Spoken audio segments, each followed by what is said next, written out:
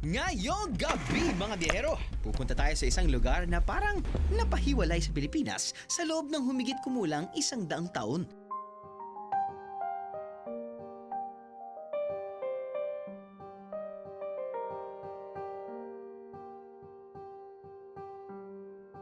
Binansagang The Land of No Return. Kilalanin natin ang Culion Island sa Palawan. Ano? Sama ka sa biyahe ko?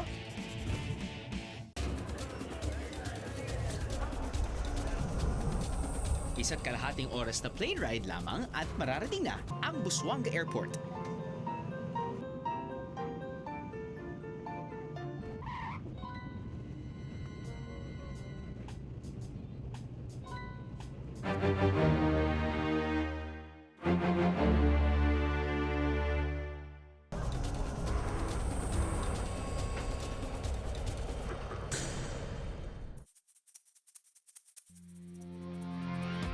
Matapos ang isang oras na land trip, aabot ka naman sa Coron Port, ang gateway to Culion Island. Dito, may mga bangkang naghihintay para maghatid sa mga bisita ng isla. It's a good idea to book in advance para ma-arrange na ng inyong tour operator ang inyong land and boat transfers. At sa Culion, isa lang ang tour operator dito, ang Kawil Tours. What's up mga biyero? Nandito tayo ngayon sa Island of Coron once again. Sumasakay tayo ng isang magandang bangka papuntang Island of Culion, which is 1 hour and 30 minutes away na binansagang Land of the Living Dead or Land... Frozen in time. The Land Before Time. Just kidding. Frozen in Time na island. Bakit? Malalaman natin siguro. First time ko rin dito. And usually kasi, di ba, pag pupunta ka ng Busuanga, pupunta ka ng Coron. Di ba? Ito lang yung final destination mo, pero tayo, yun yung maganda sa BND, yun yung maganda sa biyahe ni Drew, dahil ang dami na natin pinupuntahan, susubukan natin i-feature yung mga malalayong lugar. Kahit na it takes us 3 weeks for one episode, no problem. O nga pala, it would be best to plan ahead. And I'm sure it's not gonna be hard para maghanap ng mga makakainan. Ginawa namin, nag-take out na lang kami ng aming late lunch. Dito lang kami kakain sa bangka dahil meron naman tayong 1 hour and 30 minutes. So kain, tulog, higa, Instagram.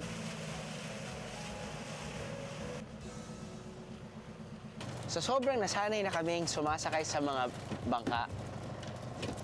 Nalalaki na ako talaga sa bangka na ganito.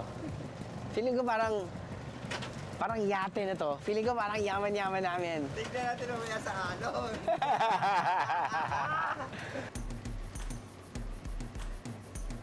Mula Coron Port, humigit kumulang 1.5 oras naman ang boat ride papunta sa Culion Island. Complete adventure talaga ang biyaheng to, by air, by land, and by sea.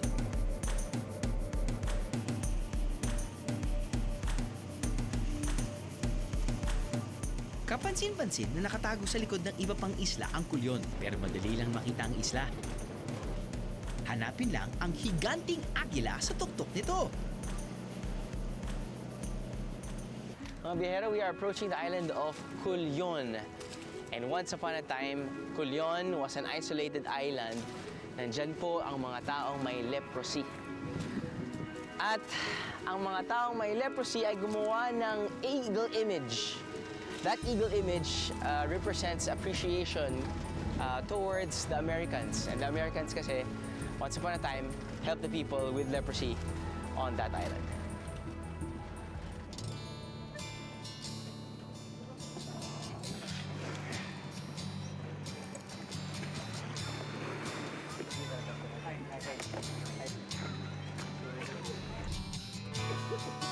Ang leprosy ay isang sakit sa balat na noong early 1900s ay hindi pa nahahanapan ng lunas o gamot.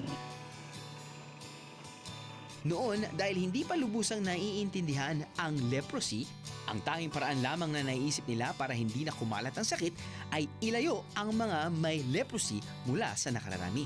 Dahil dito, nagkaroon ng mga leper colony tulad ng Culion. Isang maliit na island community ang Culion.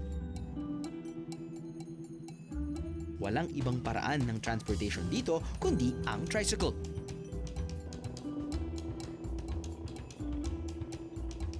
Pero kung masipag-sipag ka, pwede mo rin naman daw malibot ang isla kahit naglalakad lang. So, sabi nila, sa sobrang liit daw ng isla ng Culion, malalakad mo to in 2 hours. Ito 2 hours and 30 minutes. Ito 2 hours. Ito 1 hour. Once upon a time, yung mga Amerikano, naisip nila na ang dami palang Pilipino na may sakit na leprosy.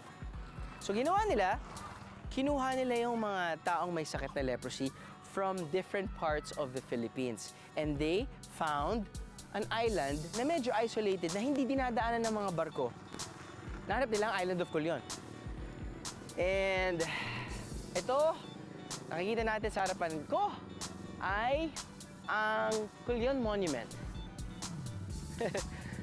This is actually the spot wherein dito dumating yung first batch of people with leprosy. Back in May 27, 1906. So, back to the story. So, nandito na yung mga taong may sakit na leprosy coming from different parts of the Philippines.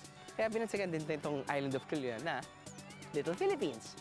Dahil meron tayong mga Ilocano, may Bisaya, may Batanggenyo, and so on and so forth. So, ano ang main language nila? Chinese.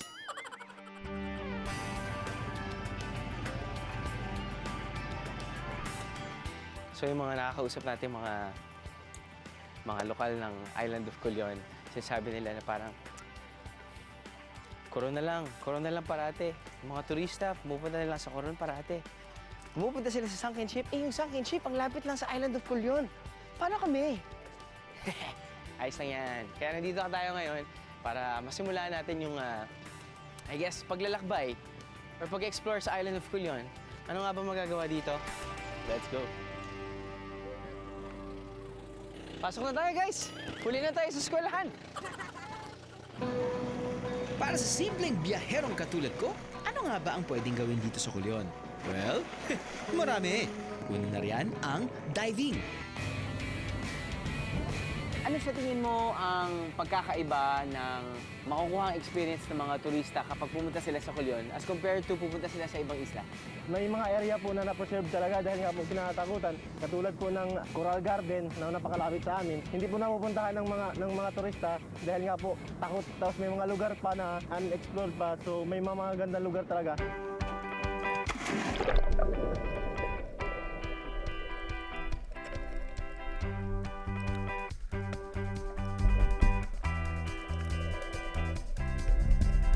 Para sa appetizer, kumbaga, pwede kayong mag-snorkeling sa Crowning Glory Reef.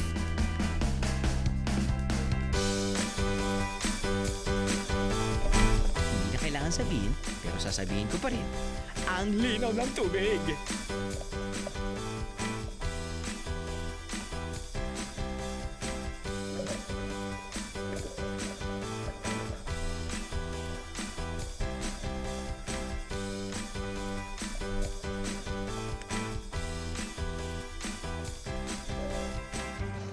Yung binisita natin ngayon, tinatawag nilang Crowning Glory.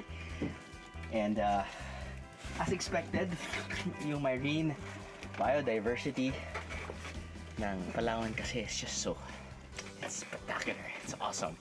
Buhay na buhay yung corals, no? It's very, very rich in different fishes. Pag sinabi mong Palawan, sobrang klaro yung tubig. So sa sobrang klaro ng tubig, kitang-kita mo talaga kung anong gusto mong makita sa ilalim ng tubig. Kung feeling a little more adventurous kayo, try snorkeling beside a sunken ship.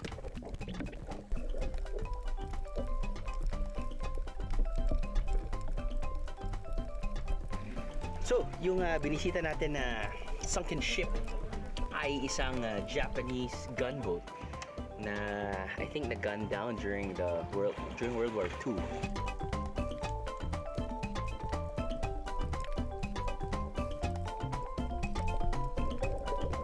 Ito kasi, kitang-kita mo na just a couple of feet actually from the surface. Pwede mo na mahawakan. And then, ang maganda dyan, nakatilt siya ng pag-ganon eh. So, ibig sabihin nun, meron siyang dark side. At pag may dark side, dun yung may mga ibang isda na who take shelter there. Yun yung ginagawa nilang bahay. So, kapag sisisid ka pa ng kahit medyo konting malalim pa, makikita mo talagang buhay na buhay din yung mga corals. Kasi it's been, decades, di ba, na nandyan yan. So talagang nakikita mo, namuo talaga ng mga corals na surrounding yung mismong sunken ship. And yeah, you see a lot of fishes just like, hey, what's up? So they're friendly and sabi niya, yung shots niyo, email sa amin. Siyempre, dahil nakakapagod sumisid, huwag kalimutang magdala ng tiyabog sa bangka. Okay? Happy tummy, happy biyahero!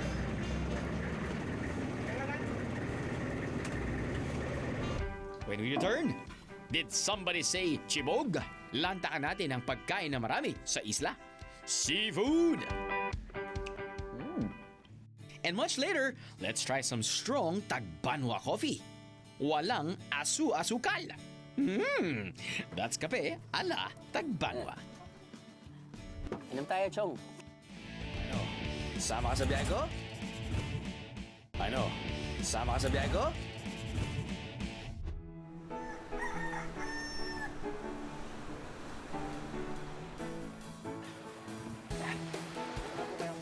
Okay.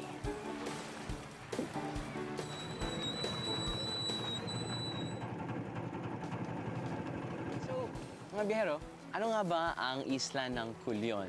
Na apparently, once upon a time, starting 1906, ginawa itong leper colony. That's right, isolated island siya. At dito nilagay yung mga taong may sakit ng leprosy back in the day. But back in 2006, that's like, man, after 100 years, sinabi ng World Health Organization na this island of Culion is actually free. Free from leprosy. I think fast forward to a couple of years later, probably 2 or 3 years later, may nagtayo na ng hotel, which is Hotel Maya. And the area where I am paddling right now is actually called Languyang Bayan.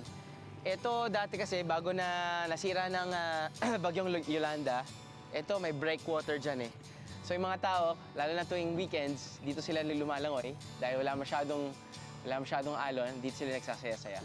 But anyway, going back to the island of Culion, maski ako mismo, I'm still, I guess, bewildered. I'm still very, very curious kung anong may experience natin sa ating paglalakbay dito sa Culion. Speaking of hotels, huwag mag-alala dahil kahit maliit ang isla ng Culion, may hotels and inns dito to accept guests. Ang maganda rito, mula sa lahat ng hotel, may amazing view of the sea. Pasok kayo dito sa aking kwarto. Simple lang naman. Masarap na higaan. Tried and tested. Good night's sleep. Air-conditioned room.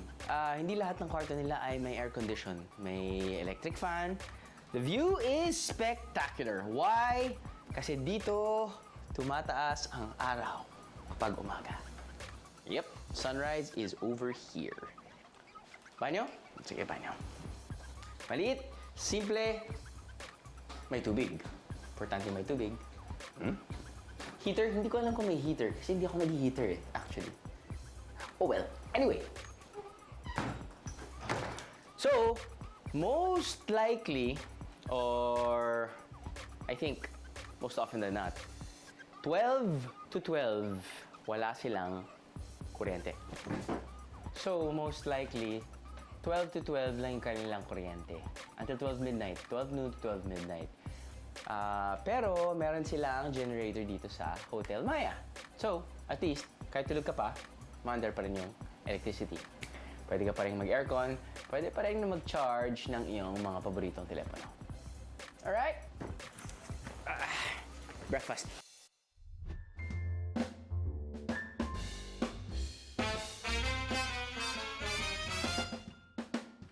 Good morning, mga biyero. Good morning from the once upon a time isolated island of Culion. At nasarapan natin ay ang kakainin natin for breakfast. Fruits, omelette, pero ito ang hindi ko pa natitikman. Ballpen pusit. I think their version of dried pusit. Cooked in 2 ways. One, deep fried. Ito, deep fried with sugar.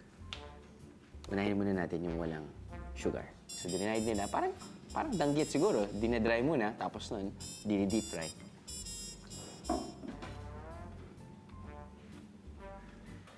Mm.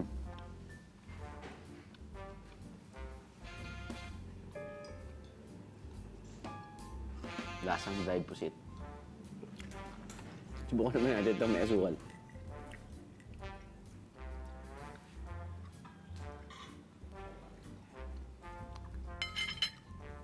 Tuloy lang ko.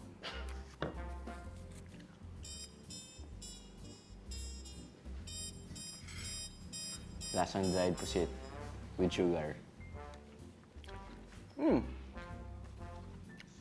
Parang mas gusto ko to dahil may alit na siya, tapos maglalagay ka ng tamis. Bakit? Palito pampasulubong. Ayos. Yan tayo almusal. Siyempre, ang masarap na kasabay ng almusal, mainit na kape. Kaya dadayo tayo sa isang parte ng isla kung saan may niluluto raw na masarap na kape ang mga Tagbanwa o isa sa mga indigenous people ng Palawan. Morning po, ako po si Andrew. Tiga GMA po kami. At bumibisita lang po kami. Isa si Ma'am Lilia Diaz sa 2 gurong nagtuturo sa mga Tagbanwa. Humigit kumulang 40 taon na siyang nagtuturo at napansin niya ang kakaibang paggawa at pag-inom ng kape ng mga Tagbanwa. Sabi ko, bakit maraming tao din banda? Doon naman pumupunta sila doon. Andun sila lahat. Kala ko may meeting. Oh. Sabi ko sa kanila, maagang meeting ninyo? Sabi na, hindi ma'am, kasi nagkakape kami. Oh, kaya ganun pala sila. Kung sino ang nagluto ng kape, lahat sila ando doon. Share. Gano'ng kadami po yung ganun? Hindi naman po mahalaga kung di katulad natin na bago mag-inom ng kape, isang mag, di ba? Opo. Kahit konti lang. Kunti lang. So, siguro mga 2 lagot o 3 lang. Okay na. Pasa-pasa na. Pasap-pasan sa buong pamilya yan. Hindi importante kung marami o konti. Importante, lahat sila nakainom. I think Tagbanwa way of preparing coffee. From the raw coffee beans, niro-roast nila in high heat for nearly an hour. Tapos then after that, ibubuhusan ni ate yung brown sugar. Nakikita mo from yung medyo light brown color of the raw coffee beans. Tapos nun dahil umiinit na siya, medyo konting a bit nasusunog na siya, nagiging slightly dark. At ngayon, dahil hinaluan na nga rin siya ng brown sugar, medyo nagiging caramelized na yung itsura. To the point na it's actually pretty dark brown or black. Pero parang gusto kong tikman eh.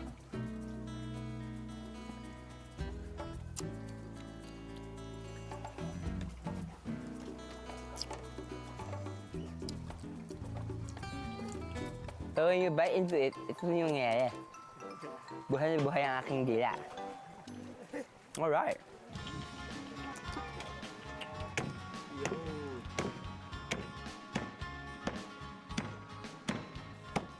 Kadalasang umaga niyo po iniinom ang kape? O kahit gabi? Kahit gabi, sir, kung magusto magin, Eh di hindi nakakatulog mga tao. matulog. Matulog din. Ako.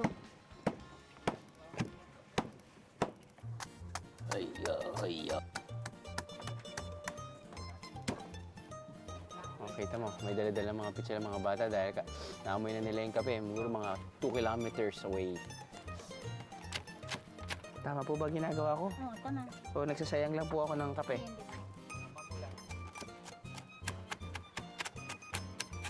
Old-fashioned coffee grinder.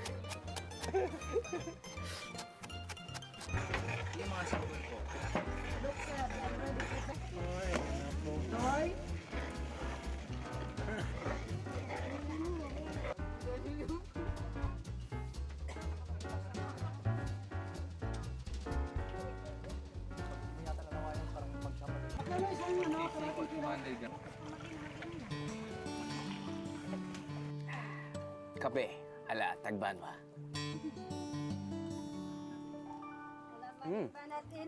Ayun, no, may buo-buo pa.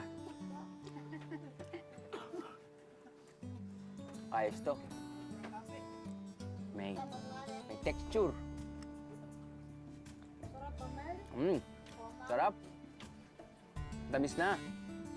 At katulad ng sinasabi namin sa inyo kanina, kapag nagluluto sila ng kape dito, ayun, dahil nga ang bango ng amoy ng kape, mga tao ay galing sa iba't ibang klaseng o iba't ibang dako sa mismong isla. Lalapit yan dito, dito may mga bata, may dala-dala ng mga tabo.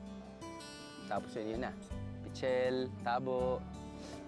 Kukuha na sila dun sa bagong brewed coffee. Ayun, inuman na. Tinatanong mo nga, pati mga sanggol, kahit sino, iinom ng kape. Bakit? Mapalakas daw. Meron din instant coffee naman available, pero mas trip nila yung totoong kape galing sa coffee beans. Yung mga nagsasabi na kapag uminom sila ng kape, natatanggal daw yung sakit ng ulo nila. Alam mo na, pinapawisan sila kagad. Well, actually, scientifically speaking, bumibilis talaga yung tibok ng puso mo. So, metabolism mo bumibilis din. Umiinit ang katawan mo. Cheers.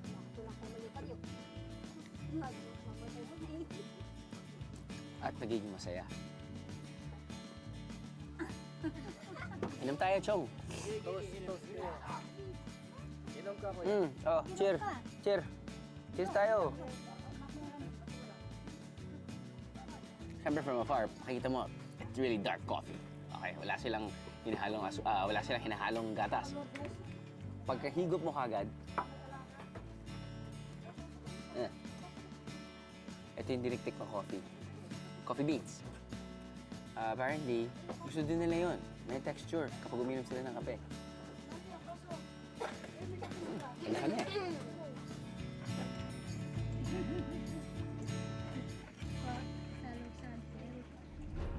Mula almusal, diretso merienda naman tayo dahil isa raw sa pinaka-kinahihiligang delicacy nila rito, saktong-sakto, ang bibingkang Tagalog. Tuyo na yan, no? Tuyo na yan. Tuyo na. Pero bibisita tayo kay Ate Tonet. Si Ate Tonet ay isa sa mga nagagawa ng bibingkang Tagalog sa buong isla ng Culion. At kakausapin natin siya. Titikman natin kung siyempre kung gaano kasarap yung bibingkang Tagalog nila. Ate Tonet!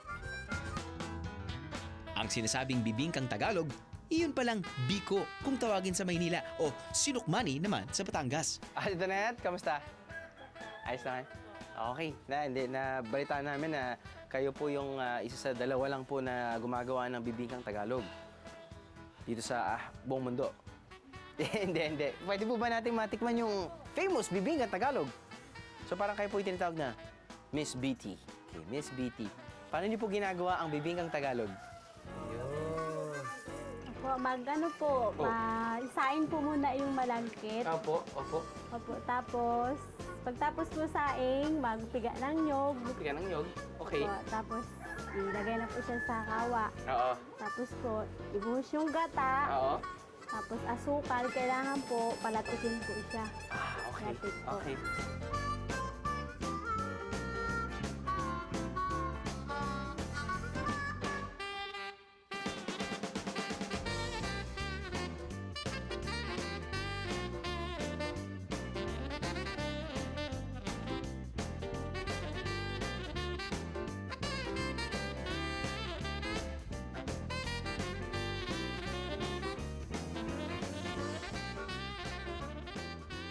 So, ano to?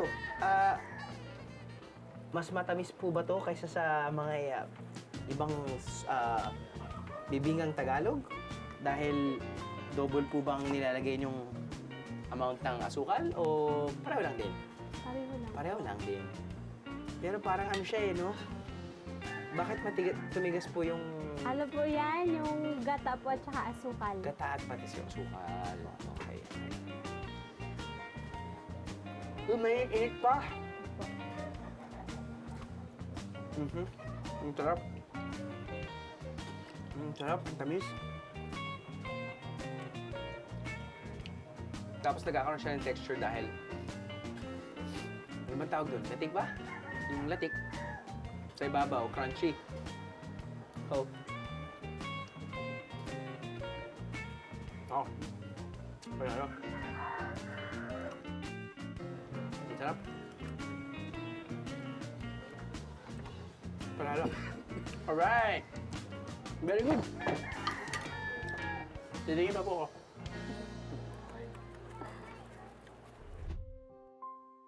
Up ahead, kilalanin natin ang ilang mukha ng kulyon. Dati kasi ang problema nila is leprosy. Right. So what we did, we make the problem as a solution through tourism. Ano? Sama ka sa biyahe ko? Ano? Sama ka sa biyahe ko? Bukod sa snorkeling at pakikisalamuha sa mga tagbanwa, isa pa na pwedeng gawin ng mga turista rito sa Kulyon ay ang tinatawag nilang voluntourism.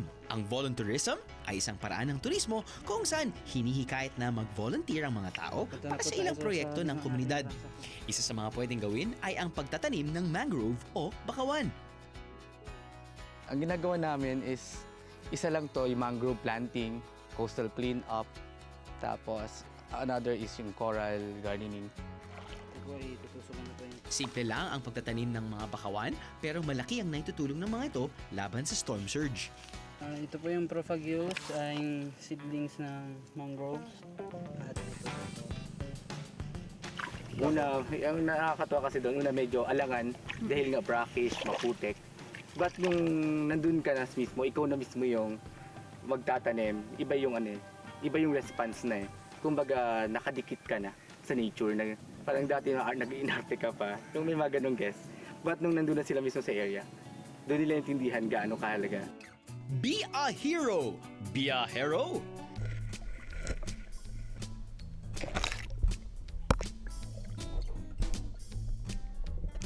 Bukod sa nakatulong ka na sa pagpaparami ng helpful mangroves sa Kulyon Island, makatitikim ka pa ng sariwang mga seaside delicacies tulad ng lato at sea urchin.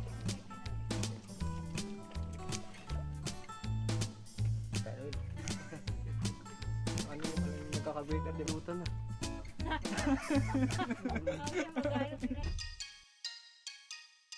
Speaking of tikiman, eto na naman ang isang food venture.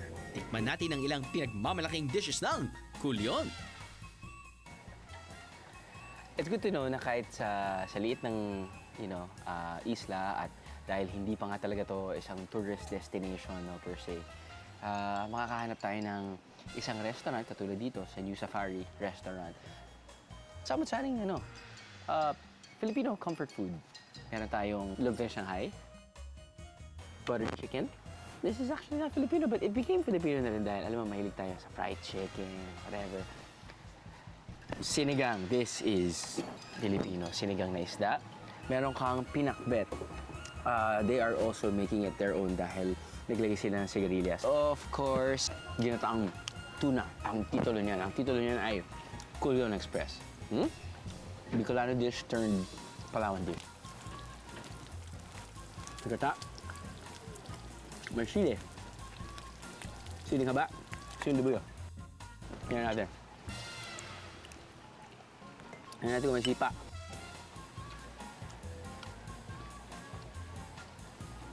May konti. Yung ganun lang. So bagay ito sa asawa ko na hindi masyadong mahilig sa manghang. Pero na-appreciate niya na may sipa sa dulo konti. Kanta. Kung kainan at kainan din lang naman ang pag-uusapan, ituto na natin yan. Dahil ang Kulyon ay isang isla, sandamakmak na sariwang seafood ang readily available rito.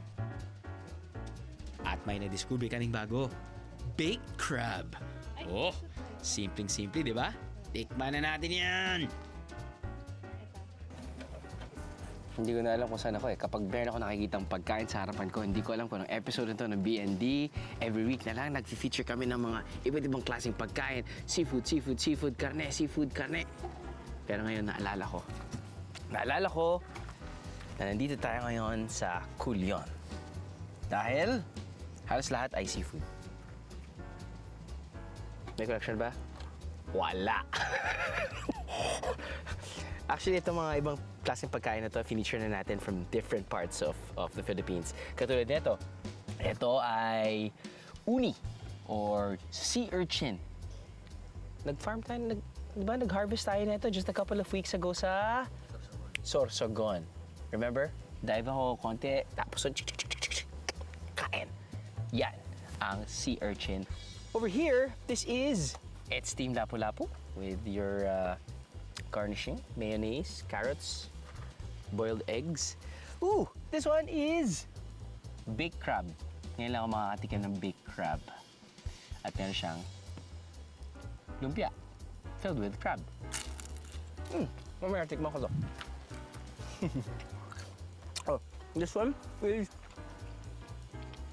classic. Classic na nagkaroon ng twist. Tortang talong. Tortang talong na may squash fritter. Or squash. Doon sa ibabaw niya. Ooh, this is a very like type of comfort food. Sarap pa niyan. Lato. Namitas tayo nito sa Sorsogon din. Wow, okay. Very far from here, but this one is called Suliyap. Suliyot. Ito ay isang shellfish. Actually, isa siyang clam. Basta't yun na yun. Titikman natin to, guys. Suliyop. Pero ito talaga yung star of the night. Ang sikad-sikad. Ang sikad-sikad ay galing sa dagat. At meron silang powerful legs. At yun yung ginagamit nila para tumalon. Ang tumalon. Hindi katulad ng mga nakikita natin sa lupa. Malapit sa dahon. Yung tipong eto, at least, meron siya ng powerful legs. At yan yung papag. Yun yung gagamitin mo panghatak sa nila mula sa loob. Love it. Big crab.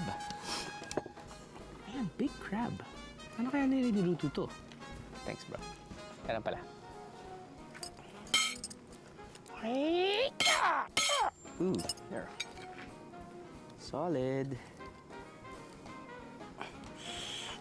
Oh, yes. Sausaw sa suka na may sili. Ooh. All right. Lovely. Tamis. Tamis yung crab nila. Look, oh. So, para meron siyang, scallops. And I'm guessing it's cooked in very sweet pineapple sauce because you've got pineapples around. And siling haba. Yep. Tastes like scallops. Love it. Squash fritters.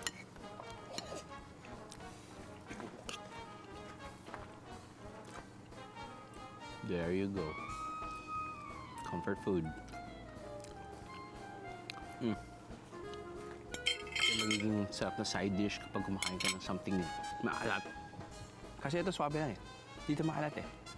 Diba? Kaya ka lang side dish na gusto mong isubo kasama ng kanin. Ito to. Back to this one. Oh, no. Almost forgot. Sigang-sigang. Sikat-sikat. Okay, sorry. Sikat-sikat. Smell it? Ooh, smells fishy. Dip. Tastes like squid. Yep, I remember the taste. Tastes like squid. So, dada ako ng dada. Alam ko naman kasama ko dito ay gutom na. So, kain na tayo. Sa konting panahon natin sa Culion, masasabing natikman na natin ng bahagya at nasilip ang kulay ng buhay sa islang ito. Pero bilang biyahero, makikilala natin ng mas mabuti ang lugar kung makikipagkwentuhan tayo sa mga taga rito mismo.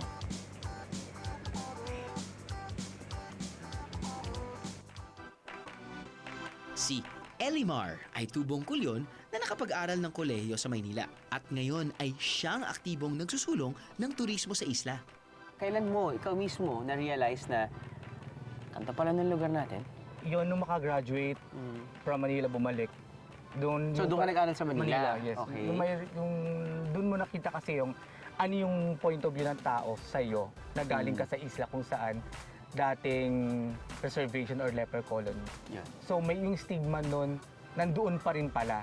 Gano'ng ka-importante na wala yun sa isipan ng mga tao? Napaka-importante talaga. What I mean, napaka-importanteng mawala yung tingin na ganun. Okay. Pero hindi dapat mawala kasi doon kami nagmula. Correct. Yung pinagmula namin. Kumbaga, dati kasi ang problema nila is leprosy. Right. So what we did in Kawil, we make the problem as a solution through tourism. So kinikwento namin kung ano yung history namin. Na kasi kami mismo dito nang galing, ang kinikwento namin yung experience namin. Kung ano yung experience namin ng bata kami, yung mga proud kami na sabihin yung mga grandparents namin or patients. Tapos tinatanong nila sa pamilya nyo, wala na po, simula lang sa mga lolo namin. So, ganun ka-importante sa amin yun kasi dun, sabi nga namin, dun namin na ilalabas. Tapos nakikita namin yung appreciation, para nag-i-educate din kami, para kayong mga teacher din. Hindi lang sa mga turista, kundi sa mga kabataan dito, nakikita nila kami nagkukwento sa mga turista. Kasi ganun yung attitude nila habol lang habol. So sunod sila sa mga turista. So narinig nila yung kinikwento namin ng paulit-ulit. Kung si Elimar ay nakapagkukwento lamang ng kasaysayan ng Kulyon, si Lola Kunching naman masasabing isang living and breathing part of Kulyon history. Dahil siya mismo, mga biyahero, naging isang leproso o nagkaroon ng leprosy noong araw. 8 years old, nagkaroon na ako ng lepra. Kailan niyo po nalaman na leprosy po yung meron kayo? Yung tatay ko, Opo. leproso. Pero yung nanay ko, hindi leproso. Paano po na sa inyo, na pass it on? Siyempre, pinanganak ako, Oo. wala pa. Hindi pa ako nag-aaral ako sa elementary. Namula na yung mukha ko. Namumula po. Okay. Tapos pinakuhaan ako ng dugo. Nagkaroon ako ng 2 plus. Pinasok ako sa dorm. Okay. Pag sinabi niyo pong pinasok sa dorm, Doon ako ginamot. kasama po ng mga ibang Opo, kasama ng ibang batang. may leprosy. Opo. Yung iba sa nursery. Ilang taon po kayo? 7 years old. 7 years old. Tapos, after how many years, kailan po kayo gumaling? Nagaling ako 1956. 1956. Oo. Tapos, nung mag-asawa ko, nagbalik ulit. Bumabalik din. Kasi yung ang puyat pag-alaga ng bata. Yun, sa stress. Bumabalik. Oo. Wala tayong magagawa kasi yan ang binigay ng Panginoon. Opo. 8 ang naging anak ni Lola Kunching na lahat ay nagtatrabaho sa iba't ibang lugar sa Pilipinas. Buhat nang siya'y mabiyuda, nag-iisa na lamang siyang namumuhay sa isla. Ang kanyang tanging pinagkakaabalahan at hanap buhay ang pagagantsilyo. Ito, placemat po ba to? Pang almahadon. Ano po ibig sabihin nun? Sorry. Yung saunan. Saunan! Okay. So, Hindi ko lang kasi po nadala yung panglamesa. Meron akong gawa. meron kang panlamesa. So, Meron din akong ginawa pang bedspread. wow. So, buong araw po kayo Ay, nanggagantsilyo? hindi naman. Pag nangawit yung kamay ko, tumitigil ako. Wow. Kasi mabitawan ko na rin pati kutsara kung panay pa.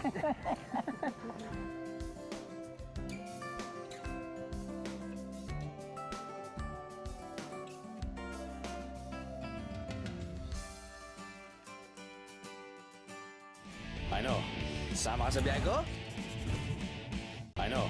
Sama ka sa biyahe ko?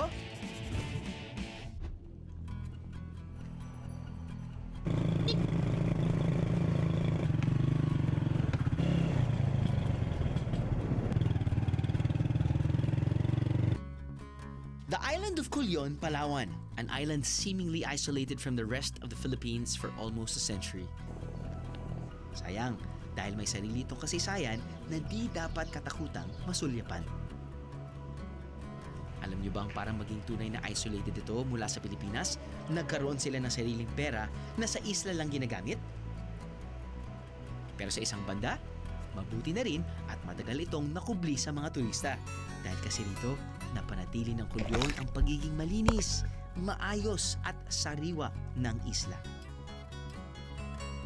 Malayo man ang biyahe, sulit ang pagpunta rito mga biyahero. Isa itong panandaliang pagsilip sa nakaraan na di lang bubusog sa inyong sikmura, kundi kakalma rin sa inyong diwa.